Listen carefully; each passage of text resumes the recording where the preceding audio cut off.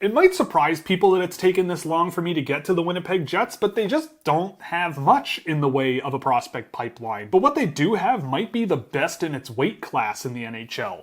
I think they've done a really good job, and so in today's edition of the Prospect Pipeline series, we'll take a look at why. But before we do, I want to define what a prospect is and what the tiers we're going to group all of these players into really mean. A prospect is a player that's within 5 years of their first year of draft eligibility, and they haven't been on an NHL roster for more than a season. And in terms of the tiers, we start at franchise level, which are players that you never ever move. They are iconic players to your franchise, and you just don't trade them. You also have your core tier, which are really good players that can play with those types of players and really round things out. Think Nicklas Backstrom to Alex Ovechkin. Then you've got your depth category, which are players that round out your roster in general, second, third, fourth line role players in some way that can play 82 games and not look out of place and you like having them around. And then you go to your maybes section, which are players that might have a lot of upside, but some question marks, or maybe not a lot of upside, and might not quite get to the NHL at some point for one reason or another, but it's possible. So, to start from the top, we go to the core section, and there are two players in here for me. I really love Brad Lambert and Alphonse Frey. Brad Lambert was number 3 on my board in the draft when he was eligible, and I don't really regret it. He's looked great everywhere he's played. I thought the NHL game that he played last year, he also looked great.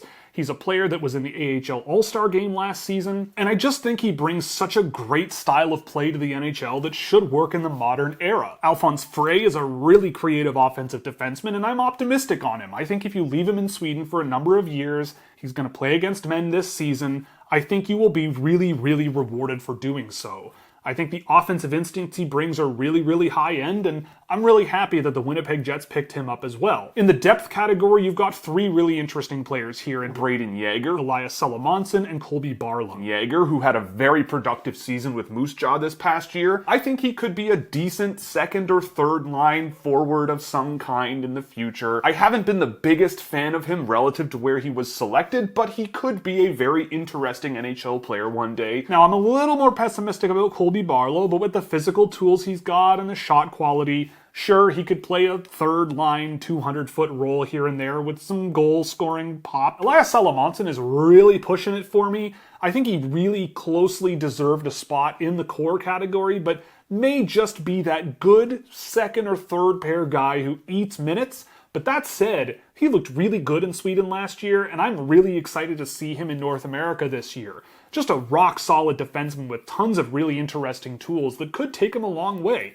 We'll see how far he can take it, but he's an interesting player. In the maybes category, they've got a lot of really intriguing players down here that I think might take a while to get there, but again, maybe could. Guys like Kevin He and Kieran Walton, who they've drafted this past year. I'm a really big fan of them, especially Walton. I think they do have a bit of a ways to go to play in the NHL the way that they play, but I don't think it's impossible. Nikita Chibrikov had a great rookie season in the AHL last year, and he may deserve a spot in a higher tier, but he still has some question marks for me with regards to a 200-foot game and his overall impact once he does get to the NHL if he gets there, but again, it's not impossible, and I could easily see him in the NHL at some point. I'm hopeful about Daniel Torgerson being a depth NHL player at some point, but the clock is ticking a little bit.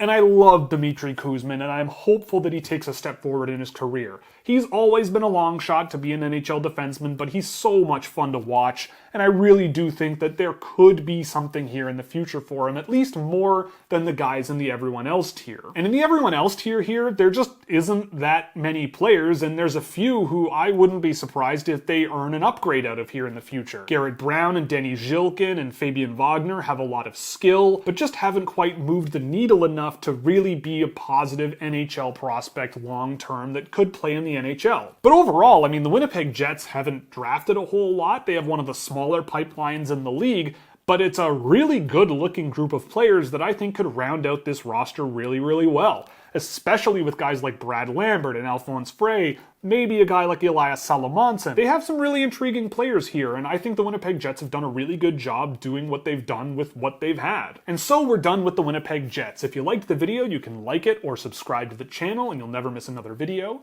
If you really liked it, you could go to Scouching.ca, where a subscription will get you exclusive access to written content, as well as plenty of other cool stuff like a Discord server and data tables for prospects both around the world and in the NHL.